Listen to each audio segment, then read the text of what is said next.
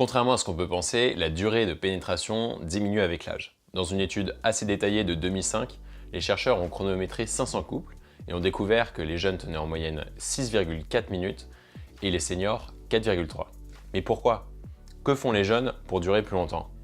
J'ai ma petite idée là-dessus et c'est ce qu'on va voir dans cette vidéo.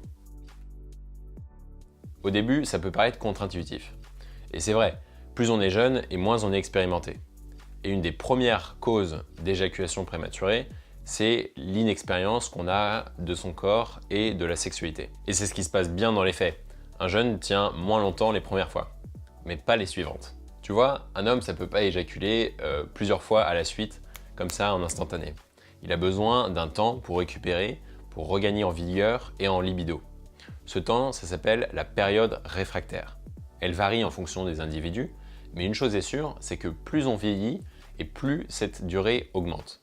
Celle d'un jeune homme de moins de 20 ans peut être de 5 minutes, quand celle d'un septuagénaire peut être de 1440 minutes. En fait, c'est un jour, quoi. Et donc, que fait Thomas, un jeune qui est inexpérimenté et qui éjacule précocement?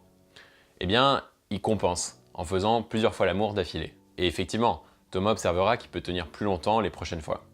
Et d'ailleurs, j'en parle dans ma vidéo sur le syndrome du marin. Cette stratégie d'enchaîner à chaque fois les rapports sexuels pour durer plus longtemps, c'est une stratégie qui est fortement gagnante sur le court terme, mais qui peut être dramatique sur le long terme. S'il ne compte que sur les deuxième et troisième fois, Thomas n'est absolument pas poussé à mieux gérer son excitation. Avec l'âge, la période réfractaire de Thomas augmente, et bientôt, il n'a plus qu'une seule cartouche. L'idée qu'il n'arrive plus à tenir aussi longtemps qu'avant commence à l'angoisser, et il tombe rapidement dans la spirale descendante de l'éjaculation précoce. Alors que faire dans ce cas-là? Si tu as la vingtaine, profites-en pour apprendre à gérer ton excitation le plus tôt possible. Pour deux raisons au moins. La première, c'est que c'est plus facile de chasser 5 ans de mauvaises pratiques que 40 ans, t'en conviendras. Et la deuxième, c'est que apprendre à maîtriser son excitation, c'est pas juste pour faire plus plaisir à sa copine. Bon, déjà, elle te le rendra au centuple, et en plus, tu seras bien plus détendu quand tu feras l'amour, et tu apprécieras beaucoup plus les sensations sexuelles.